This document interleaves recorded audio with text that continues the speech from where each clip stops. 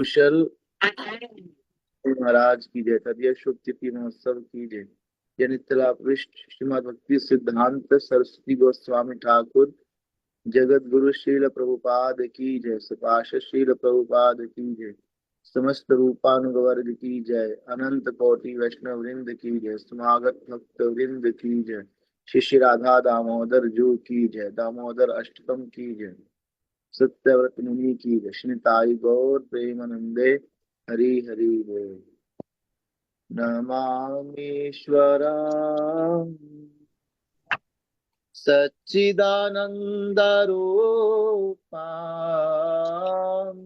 लसत्कुण्डलां कुलराजमां यशोदाभियोलुका लाघवमाना परम इष्टमं अत्यं ततो धृत्य गोप्या रुदन्तं मुहुर्नेत्रा युगममृजान्तं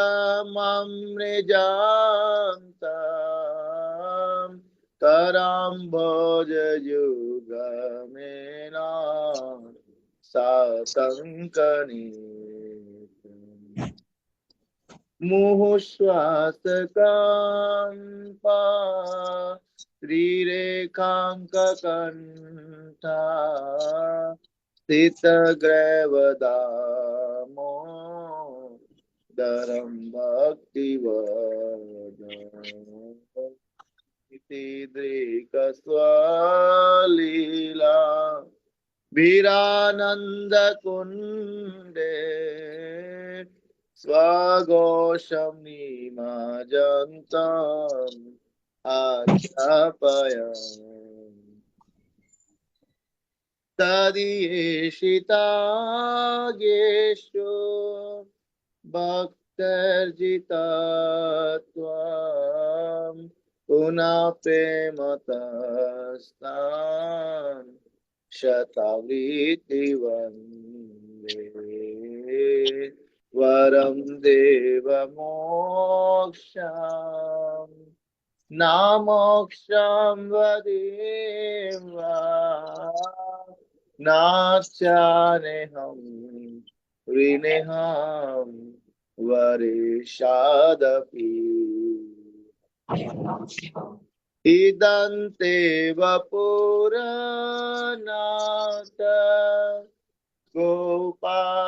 गोपालबाला सदा मे मनस्य विरास्तां किमायम् इदन्ते मुखं भोजमव्यक्तनील निकृतं कुन्तलय स्निग्धरक्ते च गोप्या मुहुश्चुम्बितं बिम्बरक्ताधरं मे मनस्य विरास्तम् अयं लक्ष्यलाभे नमो देव दामोदर अनन्त विष्णु प्रसीद प्रभो दुःखजलाब्धिमग्नं कृपादृष्टिवृष्ट्यातिदीनं दतानं गृहाणिष्टमामज्ञमेदेयक्षितृष्य कुबेरात्मजो बद्धमूर्तवजद्वत् त्वयामोचितो भक्तिभाजकृतो च तथा प्रेम भक्ति स्वकामे प्रयच्छ नामोक्षे ग्रहो मे अस्ति दामोदरे नमस्ते सुदाम्ने सुरदीप्तिदाम्ने त्वदीयोदरायत विश्वस्तदाम्ने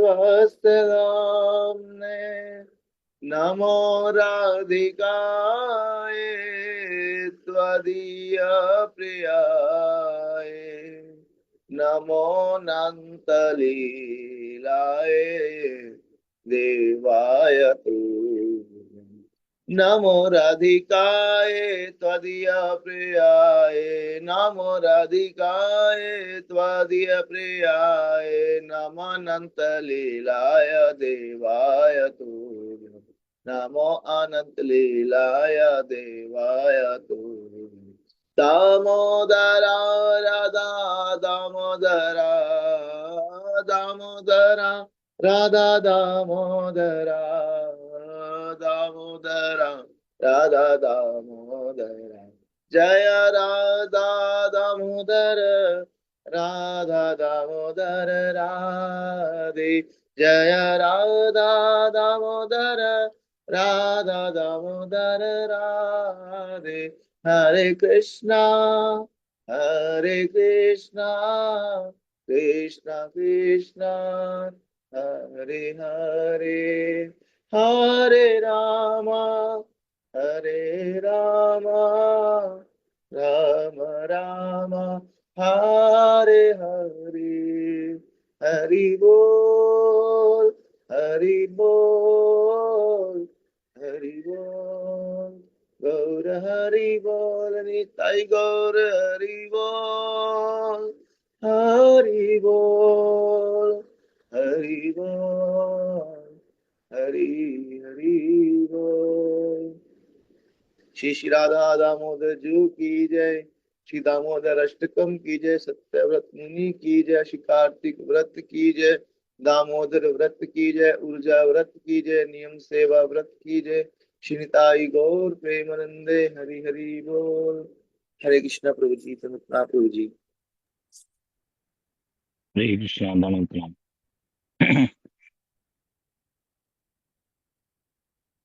ओम अज्ञानतिमिरान्धस्य ज्ञानञ्जनशलाकया चक्षुरुन्मीलितं येन तस्मै श्रीगुरुवे नमः।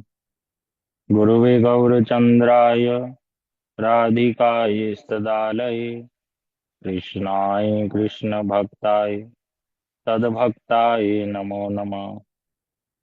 वाञ्छाकल्पतरुभ्यश्च कृपा सिन्धुभ्येव च पतितानां पावनेभ्यो वैष्णवेभ्यो नमो नमः। नित्यानंद नमस्तुभ्यं प्रेमानंद प्रदायिने कलौ कल्मषनाशाय जानवापतये नमः। नमो महावदान्याय कृष्ण प्रेम प्रदायते कृष्णाय कृष्ण चैतन्य नामिने घोरतुषे नमः। हे कृष्ण करुणा सिंधु दीनबंधु जगतपते गोपेश गोपिकाकांत राधाकांत नमोस्तुते। तप्त कांचन गौरांगी राधे वृंदावनेश्वरी वृषभानुसुते देवी प्रणमामि हरिप्रिये। वृंदायै तुलसी देव्यायै प्रियायै केशवस्य च कृष्ण भक्ति प्रदे देवी सत्यवतै नमो नमः।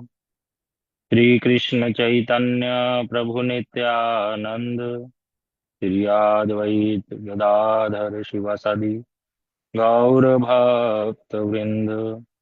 बोलो हरे कृष्णा, हरे कृष्णा, कृष्ण कृष्णा हरे हरे, हरे राम राम राम हरे हरे। सर्वप्रथम अपने गुरुपाद पद ओम विष्णुपाद श्री श्रीमद भक्ति विधान सिद्धांति गोस्वामी महाराज जी के श्री चरण कमलों में कोटि कोटि दंडवत प्रणाम करता हूँ। तदुपरांत माधव प्रिय प्रभु जी के चरणों में कोटि कोटि दंडवत प्रणाम। श्री गुरु परंपरा के श्री चरण कमलों में कोटि कोटि दंडवत प्रणाम। आप सभी उपस्थित वैष्णवों के चरणों में यथा योग्य प्रणाम। हरे कृष्णा। भक्तों से अनुरोध है अपना स्क्रीन ऑन कर लीजिए प्लीज। आज नितिन प्रभु थोड़ा बिजी हैं, वो क्लास में नहीं आएंगे।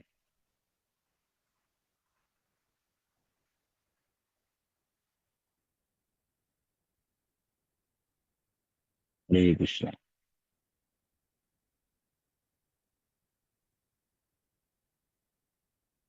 आज इच्छा तो थी कि क्लास आगे करें, लेकिन अभी बैठे बैठे मन में आया कि जो अभी तक हमने सुना है थोड़ा सा उसका टेस्ट ले लें। कुछ वक्त लोग, हमें टेस्ट तो क्या मतलब बस रिवाइज सा हो जाएगा। तो हर सभी भक्त मिलकर थोड़ा थोड़ा कथा बताएंगे कि हमने क्या क्या सुना था, इस शब्द का अर्थ क्या है, ये कौन सी लीला स्थली है। थोड़ा सा हम इसको करेंगे, फिर देखते हैं समय रहेगा तो आगे क्लास कंटिन्यू करेंगे। तो भक्त स्क्रीन पे आए ना आए, नाम तो सबके आ रहे हैं अब। तो सब सबसे अनुरोध है कि कोई ना कोई उत्तर जरूर दें प्लीज। हरे कृष्णा। कार्तिक मास का महीना है, गुरु वैष्णवों की कृपा से हम लोग इसका पालन करने का प्रयास कर रहे हैं। भक्तों ने अलग अलग अपने अधिकार अनुसार नियम भी लिए होंगे, और गुरु जी कहते हैं कि ये महीना सबसे सर्वश्रेष्ठ है। और पिछले 4 दिनों से हम इस कार्तिक महीने की महिमा को सुन रहे हैं, और विशेषकर कि ब्रज मंडल की जो लीला स्थलियां हैं उनका दर्शन ऑनलाइन क्लास के माध्यम से हम करने का प्रयास कर रहे हैं। तो सबसे पहले हमने कार्तिक मास की महिमा में सुना था कि कार्तिक व्रत के 4 नाम है। तो इन चारों नाम के क्या क्या अर्थ हैं, आप में से जो भी भक्त बताना चाहें कृपा करके बताइए, जिससे कि हम सबका रिवीजन होएगा और अच्छे से पता चलेगा कि है क्या कार्तिक मास। अगर आप लोग नहीं बताएंगे तो फिर मैं नाम अनाउंस करूंगा।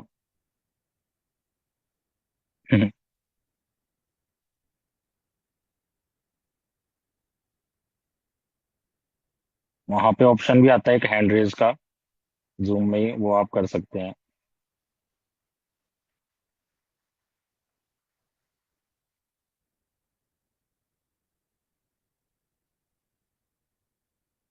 चलो आशुतोष प्रभु आप बताओ, शुरुआत करिए, शुरुआत कीजिए, फिर धीरे धीरे सभी भक्तों से पूछेंगे। हरे कृष्णा प्रभु जी। नाम प्रभु जी। प्रभु जी, हमने जो कार्तिक मास की महिमा के बारे में सुना था कि जो गुरु जी के मुख से सुना वही थोड़ा बहुत बोलने का प्रयास करूंगा। जैसे कि जैसे बोलते हैं कि सभी देवों में जो श्रेष्ठ है वो कौन है? भगवान कृष्ण है। वैसे ही जो सभी नदियों में जो श्रेष्ठ है वो कौन है? गंगा जी है। और वैष्णवों में जो श्रेष्ठ है वो कौन है? शिव जी हैं। ऐसे ही जो हमारे इस साल में 12 महीने आते हैं, तो इन 12 महीनों में जो सर्वश्रेष्ठ महीना है वो कौन सा है? कार्तिक का महीना है। और इस महीने की जो देवी है वो कौन है? स्वयं श्रीमती राधा रानी है। इसी कारण ये वाला महीना भगवान कृष्ण को बहुत प्रिय है, क्योंकि इस महीने की जो देवी है वो कौन है? स्वयं श्रीमती राधा। इस महीने की अधिष्ठात्री देवी जो है कौन है? स्वयं श्रीमती राधा रानी। और इसका नाम भी कार्तिक कार्तिक मास पड़ा। क्यों पड़ा? क्योंकि ये नाम किसके किसके ऊपर है? श्रीमती श्रीमती राधा रानी के ऊपर ही है। कैसे?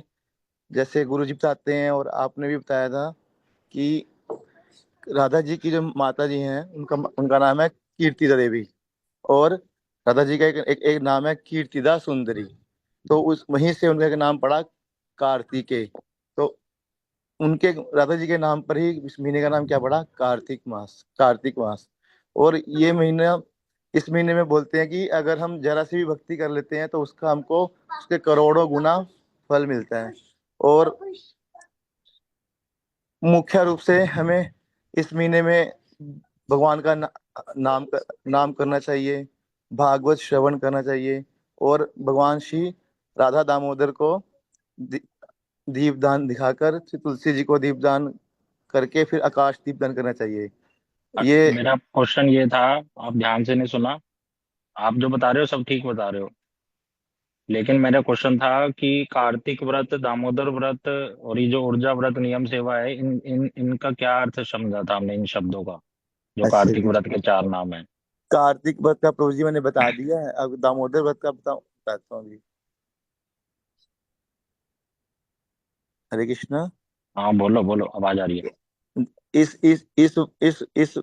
इस महीने को हम एक नाम से और जानते हैं, श्री दामोदर व्रत। इस ये इस महीने में भगवान कृष्ण ने सारी लीलाएं, इस मोस्टली जो लीलाएं की भगवान ने, वो सारी इसी महीने में की हैं। जैसे कि भगवान ने लीला किया रासलीला, वो भी इस महीने में किया। और फिर भगवान ने गोवर्धन धारण लीला किया, वो भी इसी महीने में किया। और फिर दाम बंधन लीला, जो जिसके बारे में बोलते हैं जो बहुत मुख्य लीला है, दाम बंधन लीला भी भगवान ने इसी महीने में किया। दाम शब्द का अर्थ है, दाम शब्द का अर्थ है रस्सी, और उदर उदर शब्द का अर्थ है कमर। कि यशोदा मैया ने भगवान को ओखल से बांध दिया था। इस कारण इस महीने में एक लीला हुई, दाम बंधन लीला, जो दिवाली के दिन होती है। तो उसी के ऊपर इस व्रत का नाम पड़ा दामोदर व्रत। और दामोदर व्रत के बारे में हम गुरु जी के मुख से भी बार बार सुनते हैं, और आपने भी बताया था कि जो दामोदर शब्द का अर्थ है, एक एक शब्द तो ये कि एक शब्द तो अर्थ है कि यशोदा मैया ने भगवान दामोदर को, भगवान कृष्ण को बंधन में ले लिया था। कैसे? रस्सी से बांध दिया था, उकल से। ठीक है। तो उससे क्या पड़ा? भगवान का नाम है कि दामोदर पड़ा। और वही हम दामोदर अष्टकम जो हम डेली पाठ करते हैं, श्री सत्यव्रत मुनि द्वारा जो रचित है। और दूसरा दामोदर का जो अर्थ है, वो कौन है? श्री श्री राधा दामोदर जी। मतलब कि एक एक तो मैया यशोदा ने उनको बांध लिया। दूसरा क्या, जो श्रीमती राधा रानी भगवान कृष्ण को अपने प्रेम के बंधन में जो बांध लेती हैं, जो जो सबसे मुख्य है, वे अपने प्रेम के बंधन में अपने अपने रूप से, अपने गुणों से और अपनी लीलाओं से श्रीमती राधा रानी भगवान कृष्ण को अपने बंधन में बांध लेती हैं। जैसे कि हम गुरु जी के मुख से सुनते हैं कि क्या बोलते हैं कि प्रिया यदि मान करी करेन बत्सरण, प्रिया यदि मान करी करेन बत्सरण, वेद स्तुति हैते हरे मोर मन। कि भगवान बोलते हैं कि वेदों की जो स्तुतियां है ना, उनको सुन सुनकर मेरे कान पक गए हैं, मेरे कान पक गए हैं। पर जो मेरी जल्दी सखियां आ है जा, ना, बेटे आ रही है गोपी, अंदर। जो गोपियां है ना, उनमें भी जो कौन है, सर्वश्रेष्ठ राधा रानी, जब मुझे क्या बोलती हैं, लंपट, क्या बोलती हैं, मुझे गाली देती हैं, तो मुझे बहुत सुंदर लगता है वो। क्यों? यहाँ पर मैं सुन रहा था एक बार कि जो गोपियां है ना, उनकी जो रति है, कौन सी रति है? समर्था रति है। वो भगवान कृष्ण को अ, अपने कंट्रोल में कर लेती हैं। तो इस कारण राधा रानी ने क्या किया, भगवान कृष्ण को अपने प्रेम के बंधन में बांध लिया, और उनका नाम पड़ गया श्री श्री राधा दामोदर जी। और तीसरा क्या है? ऊर्जा व्रत। ऊर्जा व्रत में जैसा आपने बताया था कि राधा रानी का ही एक नाम क्या है? उर्जेश्वरी देवी। उर्जेश्वरी देवी, जो हम जो पूरे जगत में, देखो भगवान कौन है? सर्वशक्तिमान है। भगवान कौन है? सर्वशक्तिमान। और भगवान की शक्ति कौन है? स्वयं श्रीमती राधा रानी। अब जैसे कि हम लोग हैं, हम लोगों को अगर सपोज करो कि एक स्थान से दूसरे स्थान पर भी जाना पड़े, तो हमें चलना पड़ेगा। उसके लिए, चलने के लिए चाहिए हमको शक्ति चाहिए। तो हमें भी अगर कुछ करना पड़ता है, तो उसके उसके लिए क्या चाहिए होता है? शक्ति चाहिए होती है अपनी। तो ऐसे ही भगवान की शक्ति कौन है? श्रीमती राधा रानी। भगवान ने क्या किया? इतने अनेकों अनेक ब्रह्मांड का जो भगवान ने विस्तार किया, भगवान ने उनकी रचना किया, तो कैसे कर लिया? भगवान की इच्छा शक्ति से। भगवान ने वहां भी क्या हुई? क्या हुई उनकी शक्ति? वो शक्ति कौन है? उनकी स्वरूप शक्ति, जो उनको बोलते हैं भगवान की हलादनी शक्ति, वो कौन है? स्वयं श्रीमती राधा रानी। और वही इसकी मुख्य बात क्या है कि जो ऊर्जा देवी जो है, वो क्या करती है? हमको भक्ति में बल देती हैं। श्रीमती राधा रानी क्या करती है? हमको भक्ति में बल देती हैं कि जो भगवान कृष्ण की जो हर प्रकार से ठीक ठीक रूप में सबसे जो बेस्ट सेवा करती है ना, वो कौन है? स्वयं श्रीमती राधा रानी। और जो हमारा जो संप्रदाय है, वो भी क्या है? हम कौन है? गौड़ी है। गौड़ी का शब्द का अर्थ क्या है? हम कौन है? जो राधा रानी के अनुगत्य में भगवान कृष्ण की सेवा करना चाहते हैं, राधा रानी जी के अनुगत्य में। और हमने, हमारे परम गुरु जी बोलते हैं कि हमको अभिलाषा क्या करनी है, हमें क्या करना है कि राधा रानी की हमको चरणों की सेवा मिले। जो हमारे गौड़ीय संप्रदाय के जो भक्त हैं, वो सब लोग राधा रानी के ही अ, अनुगत्य में भगवान कृष्ण की सेवा करना चाहते हैं। और चौथा चौथा जो व्रत है उसको बोलते हैं नियम सेवा व्रत। इसमें देखो, इस इसी कार्तिक व्रत का एक नाम है नियम सेवा व्रत। इस महीने में बहुत सारे भक्त लोग नियम लेकर सेवा करते हैं भगवान की। कुछ लोग व्रत करते हैं कि मैं तो एक दिन में पूरे सिर्फ फ्रूट ही खाऊंगा, मैं कुछ और अन्न नहीं खाऊंगा। कुछ लोग ये वाला व्रत करते हैं कि मैं दिन में एक बार ही प्रसाद पाऊंगा और बाकी समय में कुछ खाऊंगा नहीं। तो वो क्या करते हैं, कुछ ना कुछ सेक्रीफाइस करते हैं। किस लिए करते हैं कि ताकि हमें भगवान के भगवान के लिए कुछ ना कुछ सेक्रीफाइस करते हैं लोग, भक्त लोग। तो ऐसे ही, पर हमें वो भी करना है, जैसे कि उससे क्या होगा कि हमारे जो भक्ति के प्रति जो हमारा संकल्प होगा वो दृढ़ होगा।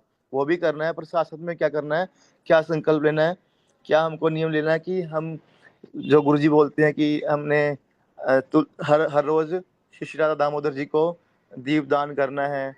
और ये वाला हमको नियम लेना चाहिए, और हर रोज करना चाहिए। सबसे सबसे आसान गुरुजी बताते हैं कि एक नियम तो हम सबको लेना चाहिए। कौन सा नियम लेना चाहिए? कि हमें डेली तुलसी जी को जल जल देना है। पर इस बात का भी ध्यान रखना कि उस नियम में नहीं हमको फंसना। हर कि सपोज करो कि एक दिन ऐसा हुआ कि बहुत बहुत तेजी से बारिश आ गई और तुलसी जी जल से पूरी भरी हुई है। तुलसी जी पूरी जल से भरी हुई है और हम क्या कर रहे हैं, उस दिन भी तुलसी जी को जल डाल रहे। तो ऐसा भी नहीं करना। तो अपनी बुद्धि से और देखना है कि हमें इस समय क्या करना है। मुख्य बात क्या करनी है, नियम लेने हैं। श्री श्री राधा दामोदर जी को दीपदान करना है, तुलसी जी को दीपदान करना है और प्रकाश दीपदान करना है। दूसरा क्या, हरि नाम की संख्या सपोज करो कोई अगर 0 कर रहा है तो उसको उसमें बढ़ा के 8 करे, 16 करे, या कोई 10 कर रहा है उसको 25 करे, कोई 16 कर रहा है उसको 32 करे। तो हरि नाम की संख्या को बढ़ाना है। और मुख्य बात यह कि हमने कृष्ण, हमारा जो चिंतन होना चाहिए ना पूरे पूरे दिन भर में, जो हमारे दिन में, वो क्या होना चाहिए, श्री कृष्ण के का चिंतन होना चाहिए। राधा कृष्ण का चिंतन होना चाहिए सारा दिन भर में हमारा, यही रूटीन होना चाहिए। और बताया कि ठीक है, ठीक है, हम हो गया। श्रीमद् भागवतम के 10वें स्कंद का श्रवण करना चाहिए। ठीक है, ठीक है।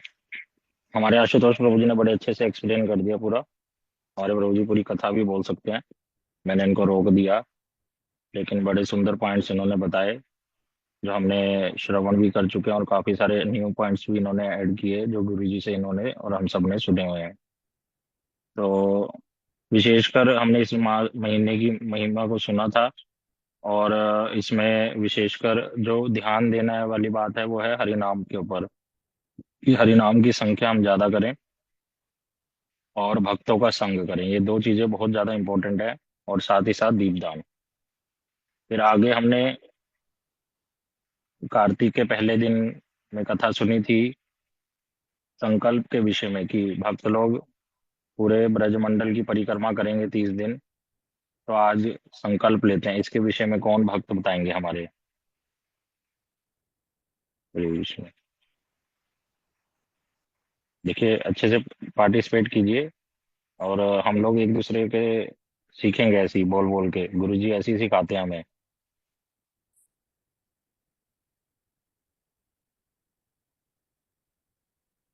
जानकी दीदी, आप बताओ।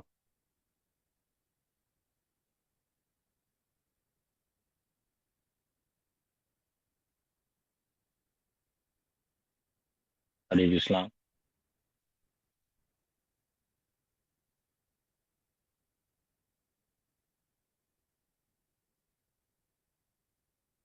कीर्तिदा सुंदरी दीदी, आप बताओ।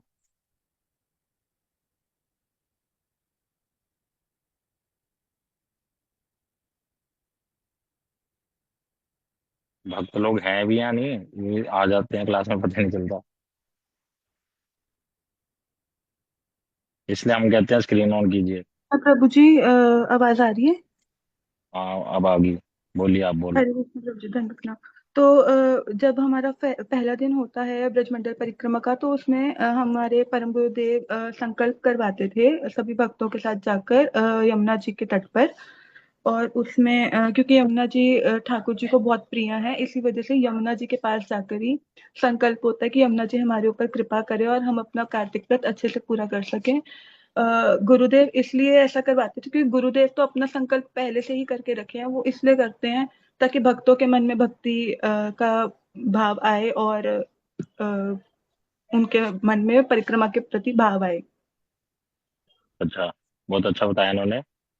और संकल्प के विषय में हमने विशेषकर यही सुना था कि संकल्प का अर्थ है कि हम लोग ये दृढ़ भावना हृदय में लाते हैं कि मैं जो नियम मेरे को गुरुजी ने बताए हैं या वो मैं अच्छे से पालन करूं, उसमें कोई भी बाधा ना आए। हे यमुना जी, हे गिरिराज गोवर्धन, हे वृंदावन धाम, आप मुझ पर कृपा करना। फिर हमने श्रवण किया था कि कार्तिक के पहले दिन ही विशेष तिथि होती है, उसका नाम होता है शरद पूर्णिमा। इसी दिन शारदीय रास यात्रा करा था। रास भी अलग अलग प्रकार के होते हैं। रास शब्द जो है रस शब्द से आया है। रस शब्द का अर्थ होता है आनंद।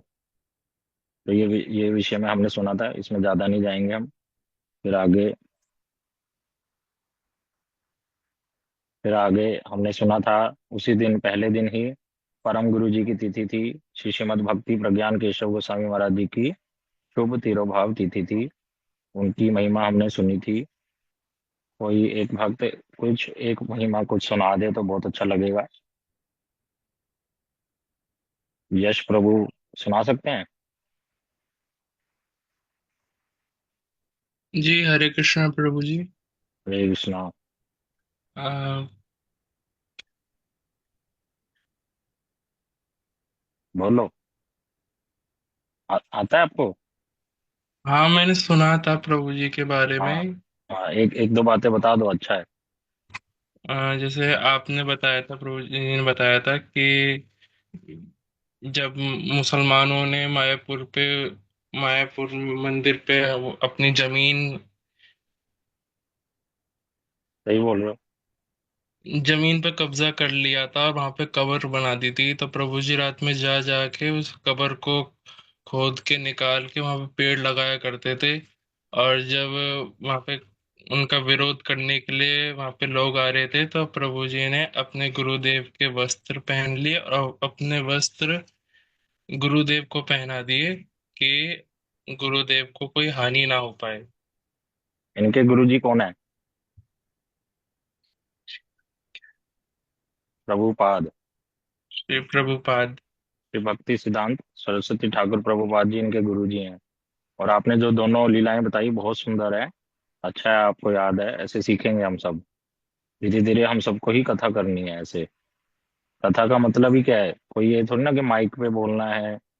कथा का अर्थ गुरुजी बताते हैं कि जो हमने बातें गुरुजी से श्रवण करी हैं उसको नए भक्तों नए लोगों को सुनाना, उनको फिर भक्ति में लाना, या भक्तों के साथ उन्हीं विषयों को डिस्कशन करना, यही हमारा जीवन है भक्तों का।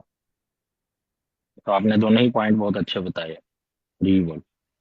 फिर आगे हमने कार्तिक के दूसरे दिन में हमने प्रवेश किया था।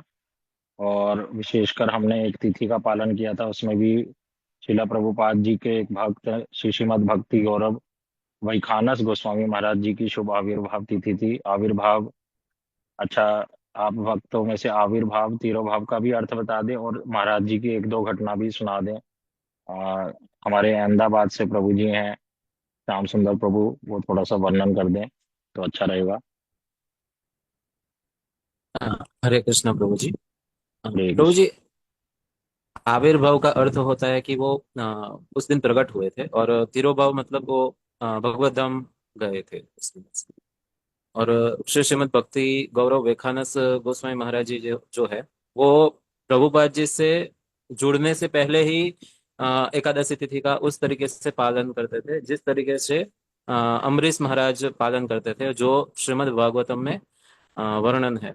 तो एक बार वो कहीं पे रुके थे और वहां पे कोई ब्रह्म राक्षस उन्हें डरा रहा था। तो महाराज जी ने पूछा कि कौन हो तुम, क्या हो, और कैसे तुम्हारा उद्धार होगा ऐसे। तो ब्रह्म राक्षस ने उन्हें बताया कि जिस विधि का श्रीमद् भागवतम में वर्णन है उस विधि से अगर कोई एकादशी का पालन करता है और उसका जो पुण्य होता है वो मुझे प्रदान करे तो मेरा उद्धार संभव है ऐसे। तो महाराज जी ने बताया कि तुम्हारा उद्धार तो मैं ही कर सकता हूँ ऐसे। और फिर महाराज जी ने अपना जो एकादशी का पुण्य था वो उस ब्रह्म राक्षस को दे दिया और एक एक फिर उसका एकादशी का, एक हाँ एकादशी का। एक एकादशी का उस ब्रह्म राक्षस को दिया और उससे उसका उद्धार हो गया। दूसरी इनकी लीला ये है कि कृष्ण भक्ति से जुड़ने से पहले ये सूर्य देव के उपासक थे। तो उनका ये नियम था कि सूर्य देव के जब तक दर्शन ना करे तब तक कुछ प्रसाद ग्रहण नहीं करेंगे। तो एक बार कहीं जा रहे थे और सूर्य देव का दर्शन कुछ संभव नहीं हो पाया। तो सूर्य देव ही वहां पे उस दिन मतलब धुंध थी, विंटर हाँ विंटर चल रही थी, सर्दियां थी, फॉग डेज थे, और ये जा रहे थे वृंदावन की ओर ट्रेन में बैठ के, तो इसी कारण से इनको सूर्य दिखे नहीं। तो उस समय सूर्यदेव ही साक्षात वहां पे फ्रूट वाले के रूप में प्रकट होके उनको फ्रूट दे गए। और तब उन्हें बहुत पश्चाताप हुआ कि भाई आराध्य जो हमारे है वो उनको हमें कष्ट नहीं देना चाहिए और ऐसे नियम हमें नहीं रखने चाहिए। तो उन्होंने फिर उस नियम को उस दिन तोड़ दिया ऐसे उस दिन से। बहुत अच्छा, बहुत अच्छा बताया इन्होंने। एक हमने नितिन प्रभु से मैंने डिस्कशन किया था, जब जब अब प्रभुपाद जी के जो भक्त हैं, परिकर हैं, जो उनके शिष्य हैं, उनकी जब तिथि आया करेगी ना, तो हम ऐसे जूम क्लास करा करेंगे, रात को यही समय रखा करेंगे। कार्तिक के बाद की बातें कर रहा हूँ मैं। तो उसमें विशेषकर ये कथाएं सुनने से क्या होता है, इनकी बड़ी महिमा है इन गुरु वैष्णवों की। जब हम ये महिमा सुनते हैं ना, तो हमारे मन में आता है मैं भी ऐसे कर सकता हूँ, मैं करने का प्रयास करूंगा। तो अपनी कमियां पता चलती हैं। तो ये वाला हम शुरू करेंगे। सॉरी प्रभु जी डिस्टर्ब करने के लिए। हरे कृष्णा, दंडवत प्रणाम। हाँ जी, बोलो बोलो। प्रभु जी, जब उस दिन ये महाराज जी के बारे में बता रहे थे आप, तो आपने ये भी बोला था कि पुराने टाइम में ऐसे व्रत रखते थे एकादशी का कि वो एक मतलब एकादशी से एक दिन पहले एक दिन ही मतलब एक ही रात को अन्न प्रसाद नहीं पाते थे और अगले दिन भी मतलब पूरे दिन वो मतलब निर्जला रखते थे और उससे अगले दिन मतलब द्वादशी तिथि पे भी एक ही दिन मतलब एक ही बार अन्न प्रसाद पाते थे। हाँ, ऐसा भी ये था क्या? पहले पहले का नहीं, अभी भी भक्त लोग करते हैं, पहले का नहीं। जो एकादशी का नियम बताया भागवत के अनुसार, वो तो यही है कि एकादशी तिथि का पालन कैसे करना चाहिए, निर्जला रहकर। और एकादशी से एक दिन पहले एक ही बारी खाएं, और द्वादशी पे अगले दिन भी एक ही बारी लेना होता है, और पूरी रात जागरण करना होता है। हमारे गुरुजी और माधव प्रिय प्रभु जी ऐसे करते थे। जब वे अपना घर बार छोड़कर आए और फिर वृंदावन में रहते थे, तो कुछ समय वो गोवर्धन में भी रहे। तो डेली गोवर्धन जी की परिक्रमा करना, और एकादशी के दिन पूरा निर्जला रहकर और पूरा दिन हरि नाम करते थे, दिन रात, और पूरी रात भी ऐसे ही हरि नाम करते थे। केवल वही नहीं, बहुत सारे ऐसे भक्त लोग हैं। तो ये तो एकादशी की नियम है कि ऐसे करना चाहिए, लेकिन नहीं कर पाते, तो फिर उससे नीचे बताया कि चलो फल खा के रह लो। फिर बताया तब भी पॉसिबल नहीं, तो ठीक है, फिर अनुकल्प कर लो, जैसे ये कुट्टू ये सब हम जो खाते हैं। तो लेकिन करो, ठीक से करने का प्रयास करो, वो मुख्य है। लेकिन इस दिन भगवान का भजन ज्यादा करना है, ये बताया जाता है। तो एकादशी का व्रत आज भी भक्त लोग ऐसे ही करते हैं, बहुत सारे जिनके लिए संभव होता है, ये बात है। फिर आगे हमने सुना था उसी दिन, दूसरे दिन ही, कि ब्रज में 12 मुख्य वन है। देखिए, ब्रज जो है उसको जैसे हम सुनते हैं ना, 84 कोस ब्रज मंडल परिक्रमा, वो 84 कोस है, और वृंदावन उसके बीच में है। जैसे जब नवदीप जाते हैं तो वहां ये कथा सुनते हैं हम कि नवदीप धाम कैसे बना हुआ है, 9 द्वीपों से। नवदीप मतलब 9 द्वीप, आइलैंड्स। और उसमें से 8 आइलैंड्स तो, ये 9 9 आइलैंड्स कैसे हैं, लोटस फ्लावर की तरह, एक कमल के पुष्प के आकार की तरह है। और 8 पेटल्स, 8 आइलैंड्स हैं जो पेटल्स हैं, और बीच में जो कमल के फूल का पार्ट होता है, बीच वाला कर्णिका जिसको बोलते हैं, वो है मायापुर। ठीक है ना, तो ऐसे 9 आइलैंड्स है। उसी मायापुर धाम में चैतन्य महाप्रभु का जन्म हुआ। उसी तरह से ब्रजमंडल को समझिए, ब्रजमंडल भी ऐसी ही है और बहुत सारी लीला स्थलियों से घिरा हुआ है, लेकिन उसके बीच में क्या है? सबसे वृंदावन धाम, जिसको 7 कोस बोलते हैं। तो ये 84 कोस ब्रजमंडल की परिक्रमा हम लोग करते हैं। परिक्रमा शब्द का अर्थ होता है कि परि अर्थात सर्वतो भावेन, क्रम, क्रमा क्रम शब्द आ रहा है दूसरा, क्रम का पालन करते हुए, कि सर्वतो भावेन, क्रम का पालन करते हुए हमें उस इस व्याख्या को परिक्रमा कहा जाता है। इसको श्रीमद् भक्ति विज्ञान भारती गोस्वामी महाराज बतलाते थे कि सर्वतो भावेन, क्रम का पालन करना है हमें, मतलब कि क्रम अनुसार जो जो लीला स्थलियां हैं उसको सर्वतो भावेन मतलब अपनी इंद्रियों को कंट्रोल कर मतलब जैसे अभी हमने नियम सेवा के बारे में सुना कि भक्त लोग संकल्प लेते हैं अलग अलग, कि मैं इतने टाइम खाऊंगा, ये करूंगा, जमीन पे सोऊंगा, ये छोटे वाले हैं। फिर मुख्य की मैं ज्यादा से ज्यादा हरि नाम करूंगा और वैष्णवों के संग में ही रहूंगा 30 के 30 दिन, 30 के 30 दिन उनकी कथा सुनूंगा सुबह शाम। तो अपने आप को भक्ति में डुबो के रखते हैं। तो ये है सर्वतो भावेन, मतलब अपनी सारी इंद्रियों को, आंख, नाक, मुख, कान, त्वचा, इन सब को भगवान की सेवा में क्रम अनुसार लगा देना। श्रवण क्रम क्या है? वो श्रवण, कीर्तन, स्मरण, ये सब इसके क्रम हो गए। तो ये सारा हमारे गुरु वर्गों ने ही विचार दिए हैं और ये बड़ा इम्पोर्टेंट है हम लोगों की भक्ति के लिए।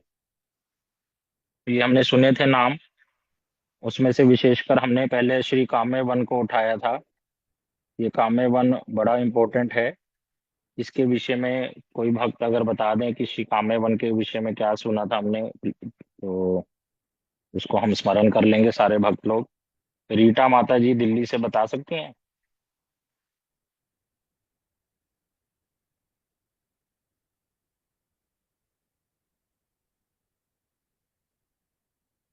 हरे कृष्णा।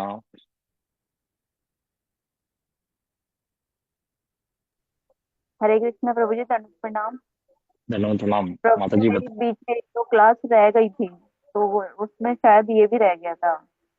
अच्छा अच्छा, कोई बात नहीं माता जी, आगे वाला पूछ लेंगे हम आपसे। महादेवी माता। हाँ, महादेवी माता बताएंगी।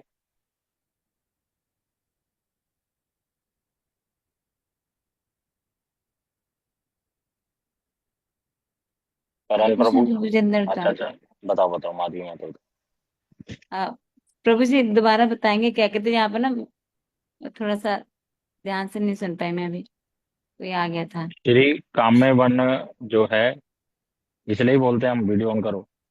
श्री काम्य वन शब्द का अर्थ बताएं, मतलब काम्य वन की क्या महिमा सुनी थी हमने?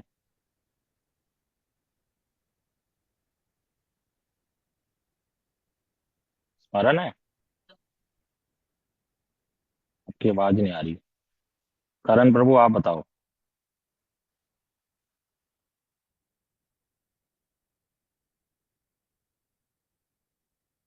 हरे कृष्णा। हरे कृष्णा प्रभु जी, दंडवत प्रणाम। हाँ धन्यवाद राम जी। जी प्रभु जी, हमने प्रभु जी काम्यवन के बारे में श्रवण किया था। काम्यवन का अर्थ है जैसे जहाँ पे संसार की कोई कामना ना रखे, सिर्फ कृष्ण के सुख के लिए, जो गोपियां सारे कृष्ण के सुख के लिए ही कामना करती हैं। तो काम्यवन का ये हमने अर्थ एक सुना था प्रभु जी से। और काम्यवन में दर्शन है, काम्यवन में हमने पहले श्रवण किया था। काम्यवन में कामेश्वर महादेव, कामेश्वर महादेव वो जी के उसमें दर्शन नहीं है। जाना अभी, उस वाले में पार्ट में नहीं जाना। लेकिन आपने जी बहुत अच्छा पॉइंट बता दिया भक्तों को, जो जी मेन नहीं था। इन्होंने, करण प्रभु ने हमारे बताया कि श्री काम्य वन का, एक बार म्यूट कर लो आप। श्री काम्य वन का अर्थ बता दिया इन्होंने कि एक ऐसा वन जहां पर ब्रजवासी, केवल गोपियां नहीं आएगा इसमें, सारे के सारे ब्रजवासी सखा हों, माता यशोदा हों, बाबा नंद बाबा हों, बलदेव प्रभु हों, सभी सखियां हों, गोपियां हों, राधा रानी हों, उनका सारा ही सब कुछ, चाहे गायें हो, बछड़े हों, पेड़ पौधे हों, पक्षी हों, नदियां हो, कुंड हो, तीर्थ हो, जितने भी हैं ये सब के सब क्या कामना करते हैं? कृष्ण की सेवा के लिए। और इसमें टॉप मोस्ट कौन है? राधा रानी, गोपियां। उनकी जो हृदय की काम मतलब प्रेम की भावना है, काम अर्थ है प्रेम। इसको चैतन्य चरितामृत में बताया कि काम शब्द तो इस संसार के लिए जो यूज होता है वो होता है अंध, काम अंधतम, और प्रेम निर्मल भास्कर।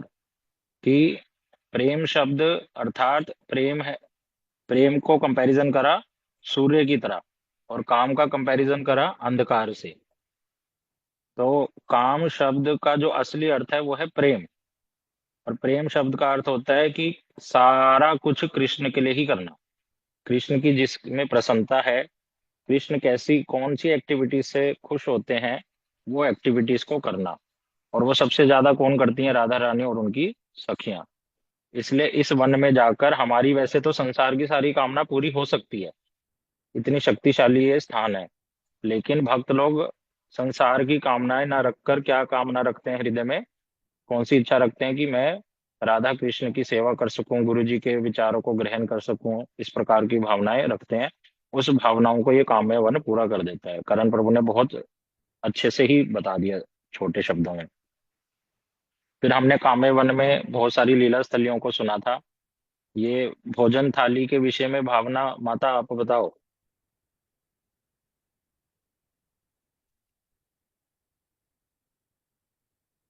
भावना माता, हरे कृष्णा।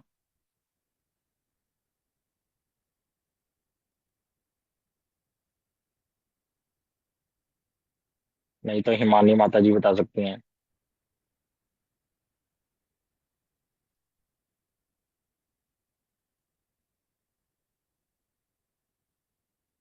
हरे कृष्णा।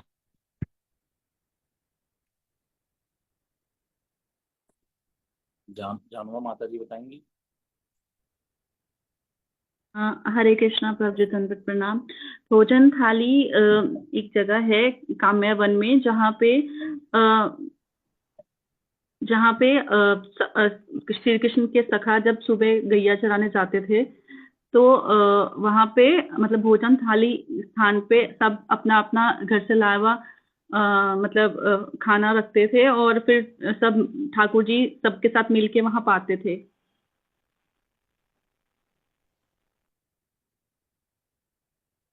सॉरी दीदी, मेरा ना ऑडियो खराब सा हो गया था, आप दोबारा एक बार एक्सप्लेन कर देंगे? सॉरी।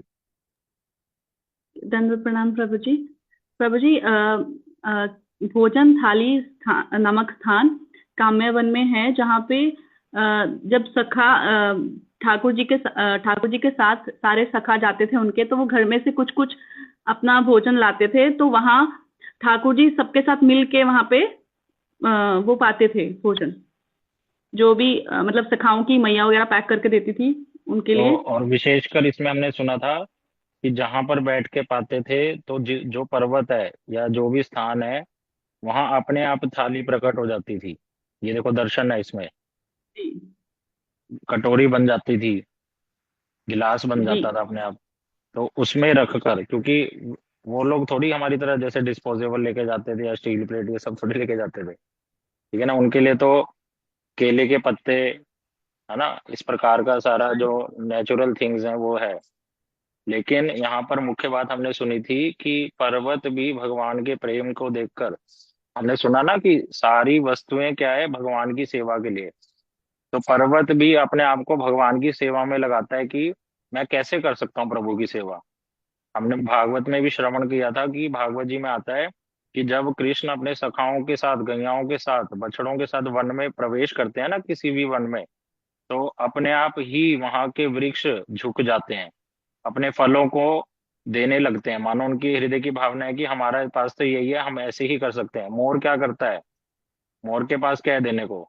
वो अपना वो अपना पंख दे देता है कृष्ण के चरणों में।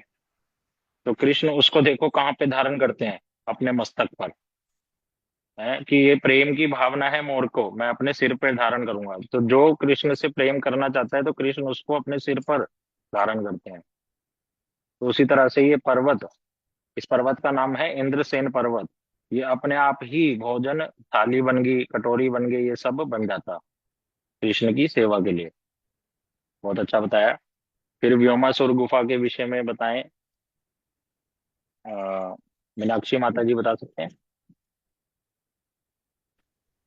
हरे कृष्ण प्रभु जी। हरे कृष्ण माता। ब्योमासुर की गुफा के बारे में, एक बार वो ब्योमासुर जो राक्षस था, वो सखाओं के बीच में सखाओं का ही वेश धारण करके आ गए, और उन्होंने सखाओं को, कृष्ण भगवान की सखाओं को सबको चोरी करके उस गुफा में छुपा दिया था। फिर भगवान ने उसका क्या किया? वध कर दिया था। वध कर दिया था, हाँ जी। फिर साथ ही साथ इसके हमने एक और लीला सुनी थी। और वहां पे बलदेव प्रभु जी के चरणों के भी चिन्ह है। ये कैसे आए? बलदेव प्रभु ने सखाओं को बचाया था। नहीं, यहाँ पे ये बात आएगी जब कृष्ण व्योमासुर को मार रहे थे तो धरती भी कांपने लगी। तो धरती के कंपन को रोकने के लिए बलदेव प्रभु ने अपने चरण को जोर से रखा। तो इसलिए वो चरण चिन्ह श्री बलदेव प्रभु जो साक्षात गुरु तत्व है, उनके चरणों का दर्शन होता है। देखिए, ये कोई मनोकल्पित बातें नहीं है। बहुत से लोग ऐसा बोलते हैं, माइथोलॉजी बोल देते हैं इसको, लेकिन जो भक्त होते हैं उनके अनुभव है ये। और ये साक्षात देखो, चरणों को तो बताया गया, हमने चरणों को ही तो प्राप्त करना है, और वो चरण चिन्ह देखो दर्शन मिलते हैं हमें काम्य वन में जाकर। तो भक्त लोग तो यहाँ पे अपनी नाक रगड़ते हैं। बहुत सुंदर स्थान है। ठीक है, माता जी ने बहुत अच्छा बताया। अब फिसलनी शिला के विषय में तो कोई भी बता देगा। यश प्रभु को याद है?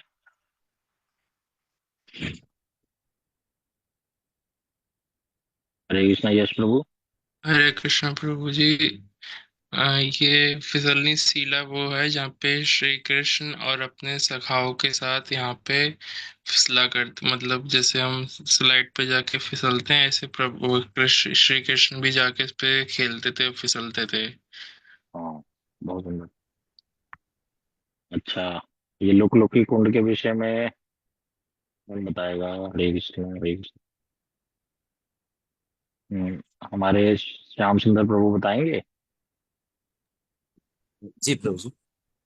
प्रभु जी, लुक कुंड पे भगवान और सखिया जो है वो लुका छुपी का खेल खेलते थे, और इसलिए इस कुंड का नाम लुक कुंड। हाँ, इसका फिर इससे संपर्क, इसका संबंध क्या है चरण पहाड़ी के साथ, ये भी बता दो साथ साथ। अ, भगवान भगवान श्री कृष्ण एक बार मतलब छुप गए थे, तो मिल ही नहीं रहे थे। तो सब सखिया जो है वो व्याकुल हो गए कि भगवान कहाँ गए। तो फिर भगवान जो है वो इस जगह पे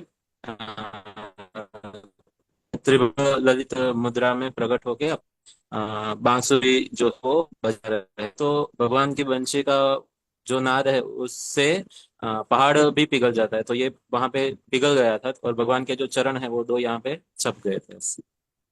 हाँ, ये बहुत सुंदर बताया आपने। तो भक्तों को समझ ही आ गया होगा, मैं इसमें कुछ ऐड नहीं करूंगा। और विशेषकर यहाँ पर एक और चीज है, इसको भी आप बता दो। शिला प्रबोधानंद सरस्वती पाद जी की भजन स्थली। जी प्रभु जी। प्रबोधानंद सरस्वती पाद जो थे वो श्रील गोपाल भट्ट गोस्वामी महाराज के गुरु महाराज है। और वो साउथ इंडिया में रहते थे, तो यहाँ पे आके फिर उन्होंने भजन किया था। और यहाँ यहाँ से यहाँ पे ही एक कुंड है, वहां से उनको उनके श्री विग्रह प्राप्त हुए थे। ये वाला मिस्टेक होगी थी उस दिन मेरे से शायद। ये मैंने लोकनाथ गोस्वामी जी का बताना था। ये वाला जी जी। आप लोग भूल जाना गलती से, मैं ऐड कर दिया था। तो श्री लोकनाथ गोस्वामी जी हैं, उनको किशोरी कुंड से विग्रह मिले थे। शिला प्रबोधानंद सरस्वती पाद जी के पास कोई विग्रह उस प्रकार से नहीं है। ठीक है। और और इन्होंने ही वो रचना किए हैं, राधा रस सुधा निधि इत्यादि जो ग्रंथ है हमारे, वो आपने हाँ बताया। जी, हाँ जी, बहुत अच्छा। तो ये हमने सुना। फिर हमने कार्तिक के तीसरे दिन में हम एंटर करे थे, काम्य वन का ही कंटिन्यूएशन करा था। तो वृंदा देवी के विषय में कुछ हमने श्रवण किया था। उसके विषय में माधवी माता जी बता सकती हैं, या रीटा माता जी?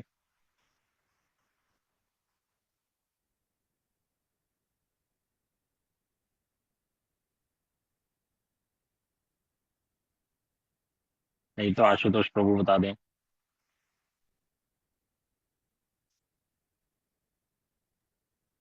हरे कृष्ण प्रभु जी, प्रभु जी। प्रभु जी, जब हम काम्य वन में दर्शन करने के लिए जाते हैं, तो वहीं पर एक विग्रह है श्री वृंदा देवी जी के। वहां पर उनका दर्शन होता है। ये वृंदा देवी है कौन?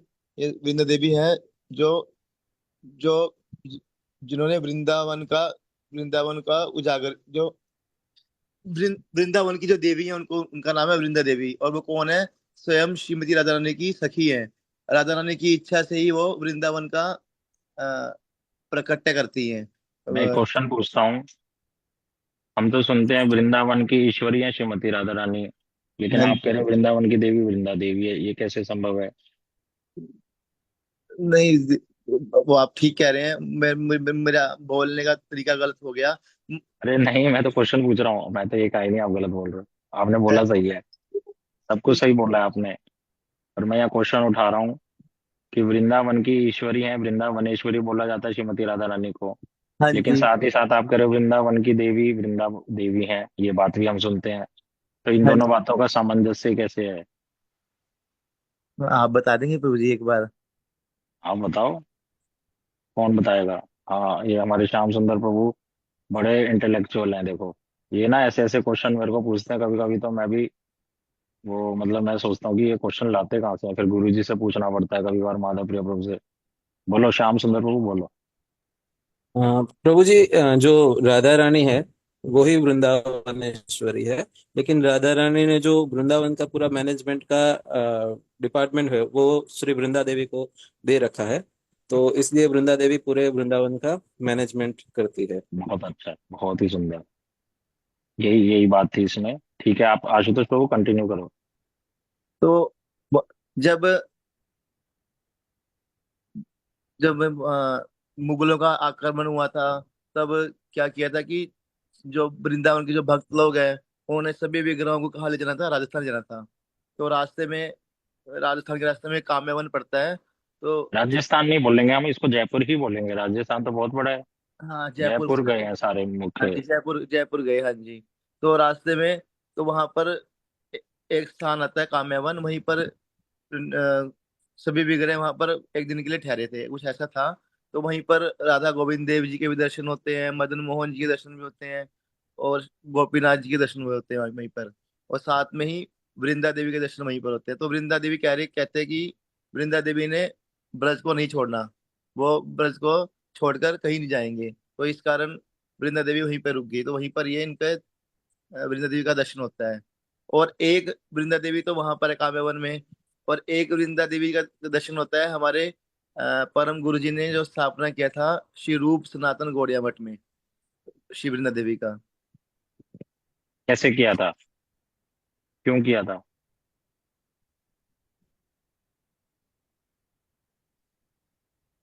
हरि बोल।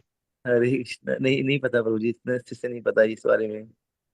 बताया था, हाँ परम जी। गुरु जी को स्वप्न आया था वृंदा देवी का। उन्होंने कहा था कि मैं तो वृंदावन को छोड़कर कभी जाती ही नहीं, हाँ इसलिए जी। आप मेरे को अपने यहाँ पर स्थापित कीजिए। तो फिर परम गुरु जी ने उनकी स्थापना करी थी। ठीक ठीक है, हाँ जी। इतना तो सुना था मैंने कि वृंदा देवी की स्थापना किया था परम गुरुदेव ने, ये बात नहीं सुनी थी। जानकी दीदी कामेश्वर महादेव के विषय में बताएं।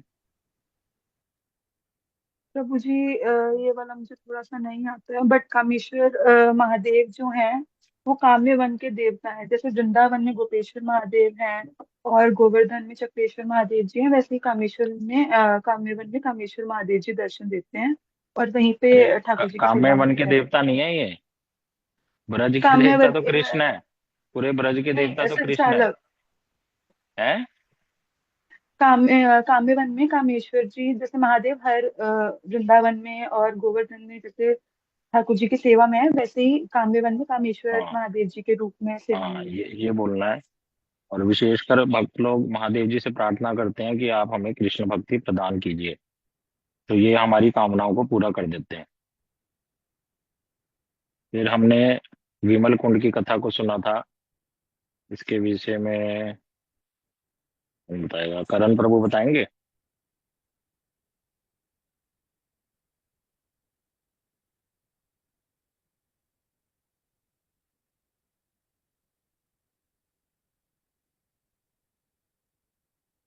एक मिनट।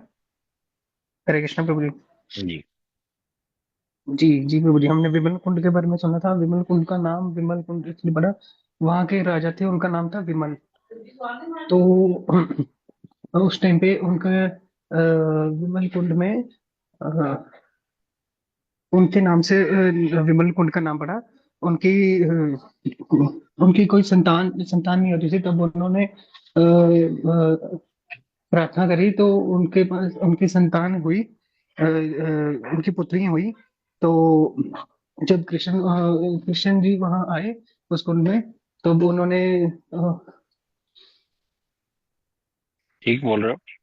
हम्म, तब उन्होंने कहा कि तब तब वहां पे रास किया। वहां पे राज किया। तो उनकी जो पुत्नियों के साथ राज किया, तो उस स्थान का फिर नाम विमल कुंड पड़ा। विमल कुंड का एक और मतलब है जो कि संसार के किसी भी मल से अलग है, इसीलिए उसका नाम विमल कुंड पड़ा। बहुत सुंदर, बहुत अच्छा बताया आपने। इसमें जी हमने सुना था कि भगवान कृष्ण ने उनकी सारी पुत्रियों से यहीं पे आकर रास किया था, और इसलिए फिर वो पुत्रियां कौन थी पहले? राम जी की लीला में सीता जी सीता की जी की सखियां थी। जो स्वयंवर, जी जी स्वयंवर में जो उनके साथ उनकी तो सखियां उस थी। समय जो उनकी जी ये भावना स्वयंवर। थी उसको पूरा किया। तो जी जब प्रभु जी। इनकी भावना पूरी हो गई तो इनकी आंखों से अश्रु प्रवाहित हुए, उस अश्रु से ये कुंड बना। कुंड बना। ठीक है, बहुत अच्छा है। जी ठीक। धर्म कुंड के बारे में भी आप ही बता दो। धर्म कुंड का हमने प्रभु जी सुना था, जब धर्म कुंड को एक्चुअली धर्मराज जी जब आए, तो धर्मराज जी के नाम से धर्म कुंड का नाम पड़ा है धर्म कुंड। धर्म कुंड में ऐसे एक यक्ष रहते थे, तो जो जो कभी उस कुंड पे आचमन करने या उस कुंड में जाता था, तो वो उनको मार देते थे। तो एक बार जब धर्मराज जी ने ठीक बोल रहे हो। जब धर्मराज जी उस कुंड पे गए, जब धर्मराज जी उस कुंड पे गए, तो उन्होंने वो यक्ष उनके पास आया, तो वो बोले कि मैं उन्हीं को ही इस कुंड में आचमन या स्नान करने दूंगा जो मेरे 3 प्रश्नों का उत्तर दे देगा। तब उन्होंने उनसे तब यक्ष ने उनसे 3 प्रश्न किए। यक्ष ने उनसे पूछा कि संसार में सबसे ज्यादा सुखी कौन है? तब युधिष्ठिर जी ने जवाब दिया, सुखी वो है जो अपने देश जो अपने देश में रहता है, जो किसी का ऋणी नहीं है, जो कि मतलब कि किसी भी चीज से किसी व्यक्ति का, किसी संसार से किसी भी चीज का ऋणी नहीं है, वही संसार में सबसे ज्यादा सुखी है। एक प्रश्न ये था, और दूसरा प्रश्न उन्होंने किया था, अ, यक्ष ने युधिष्ठिर जी से दूसरा प्रश्न किया था कि व्यक्ति को कौन से मार्ग पे चलना चाहिए? तो युधिष्ठिर जी ने बोला, जिस मार्ग पे व्यक्ति को भगवान के मार्ग पे चलना चाहिए, जो मार्ग पर भगवान की ओर बनाए, तो उस मार्ग पे व्यक्ति को चलना चाहिए। इसका उत्तर फिर दिया था, जिस मार्ग पर महाजन चलते हैं, मतलब भगवान के जी भाग पे चलते हैं, उस मार्ग पे चलना चाहिए। जी। फिर फिर उन्होंने तीसरा वो प्रश्न किया था कि कौन सी वार्ता वा, वार्ता। वार्ता कौन सी वार्ता चल रही है? तो फिर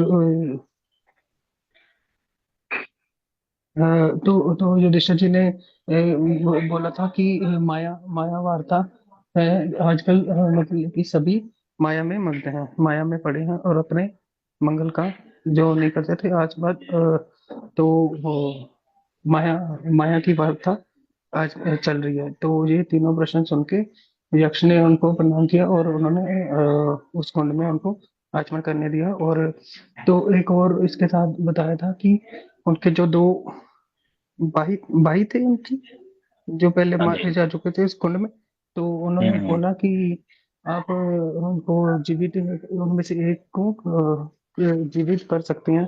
तब उन्होंने अपनी दूसरी माता की संतान संतान को बोला था नकुल कि नकुल उनको जी को। उनको नकुल जी को कि उनको जीवित कर दीजिए।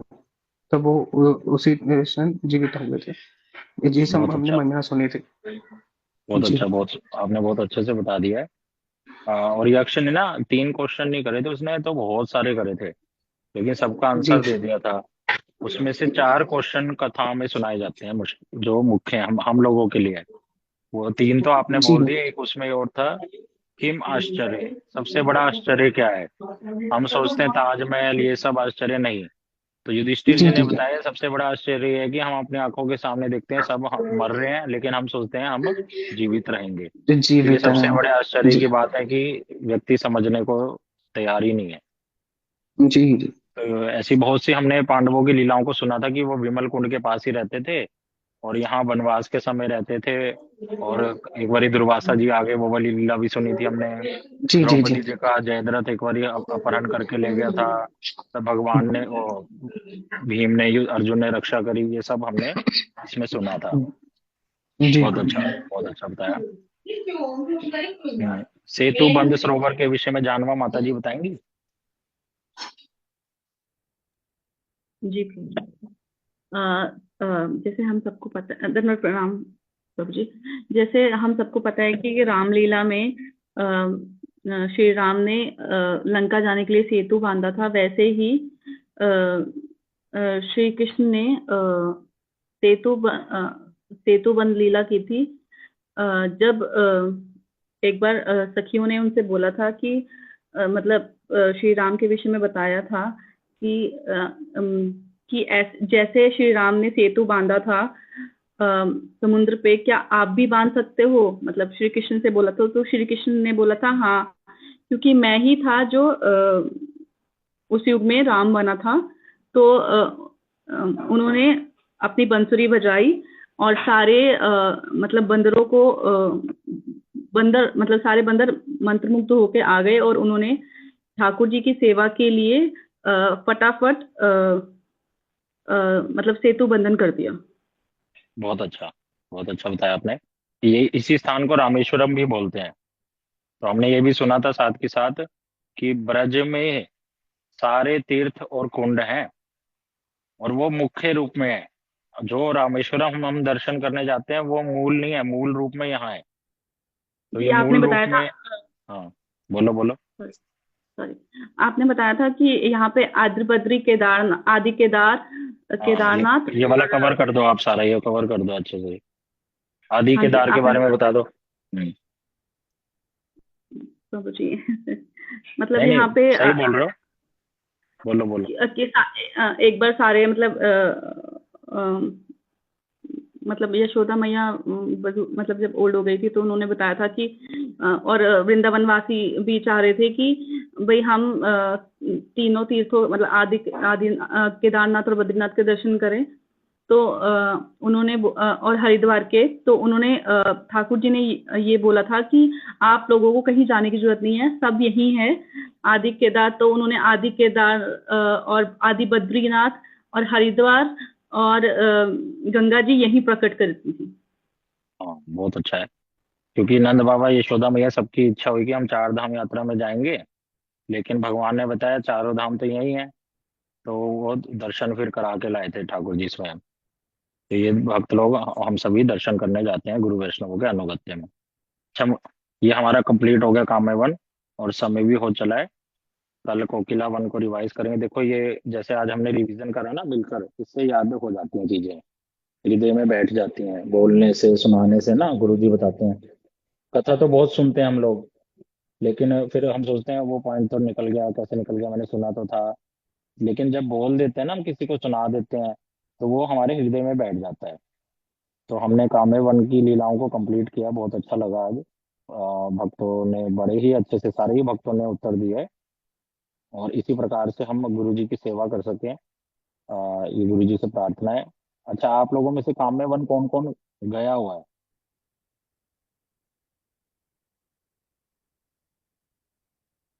कोई भी नहीं गया? जाना चाहिए, आप लोग जाएं, कोशिश कीजिए। अब ये ब्रजमंडल की परिक्रमा होगी तो आप उसमें जरूर आए। मैंने बताया था शायद 3 नवंबर को है कामेवन की जो परिक्रमा है, और विशेषकर 30 अक्टूबर को गुरु जी का आविर्भाव दिवस है, जन्म तिथि है, उसमें आप लोग आए। देखिए अभी से बता देंगे तो मैं आपकी बुकिंग करवा सकता हूँ, वहाँ रहने की खाने पीने की व्यवस्था हो सकती है। जितना लेट करेंगे फिर आपको अपने आप शायद करना पड़ेगा। मैं प्रयास तो करूंगा फिर भी करने का, लेकिन हो सकता है उस समय मैं हेल्प ना कर पाऊँ। लेकिन भक्तों से अनुरोध है अपना, हमारी जो परिक्रमा है 28 तारीख से शुरू होगी, तो 28 को नहीं आ सकते तो 29 को आ जाएं। कम से कम 30 तारीख को गुरु जी का जन्मदिन जरूर सेलिब्रेट करें वहाँ पर। देखिए मैंने बहुत सारे भक्तों से सुना है, जैसे इस्कॉन के श्री गोपाल कृष्ण गोस्वामी महाराज जी एक हुए, तो उनके बहुत सारे शिष्य, तो महाराज जी जहाँ भी होते ना तो देश विदेश में, तो सारे लोग विदेश से उठ उठ के आ जाते थे। तो ये गुरु जी की महिमा है। तो अपने गुरु जी की आविर्भाव तिथि पर जाना चाहिए। और सारे बर्थडे पे तो जाते हैं हम, दुनिया संसार के जितने भी एनिवर्सरी होगी, बर्थडे होगी, अपने सारे काम रोक के जरूर जाएंगे। लेकिन जो हमारे कल्याण, परम कल्याण के विषय में जो सोचते हैं हमारे गुरु जी, उनकी तिथि पे ना जाना, मतलब ठीक है नहीं जा पा रहे किसी वजह से, एक अलग बात है, मैं ये नहीं कहूंगा कि गलत है, लेकिन जाना चाहिए। मेन बात ये है, आना चाहिए, गुरु जी को प्रणाम करना चाहिए, गुरु जी की सेवा करनी चाहिए, और गुरु जी को प्रसन्न करना चाहिए। तो 30 तारीख को हरे आप लोग कृष्णा आए तो आप। हाँ जी, हाँ जी, बोलिए। कैसे जा सकते हैं, मतलब कैसे वहाँ पे कैसे बुकिंग होगी, आप थोड़ा बताएं मुझे, तो मैं जाना चाहती हूँ। माता जी, आपको मेरे को ये बताना पड़ेगा कि आप कौन कौन से दिन आना चाहते हैं, तो वहां पर फिर मैं रूम बुक करवाऊंगा, है ना। प्रसादम की व्यवस्था होगी हमारा, प्रसाद। फिर लेकिन आप एट अ मोमेंट अगर आएंगे तो उस समय बुकिंग नहीं होगी रूम की। जैसे तो दो मुझे तीन कब बताना माताएं, होगा? आजकल में ही बताओ, मैं तो ये कहूंगा इससे लेट क्या करोगे। हम्म। पर आप लोग सभी आओ, सबसे निवेदन है आप सभी आओ। कोई भी प्रॉब्लम है मैं उसमें आपको हेल्प करूंगा, ब्रजमंडल परिक्रमा से संबंधित हम सबकी हेल्प करेंगे। लेकिन आप लोग आ जाइए, संकोच मत कीजिए, आ जाएं, चाहे एक दिन के लिए आए, 2 दिन 3 दिन, पूरा आ सके तो और भी अच्छा है, लेकिन आए जरूर। जैसे भी आए थोड़ा समय निकाल कर जरूर आए। तो आज इस क्लास को हम यही रखते हैं। इच्छा तो थी आगे करें, लेकिन भक्त लोग भी आज थोड़े कम थे, नितिन प्रभु भी नहीं थे, तो हमने रिवाइज किया।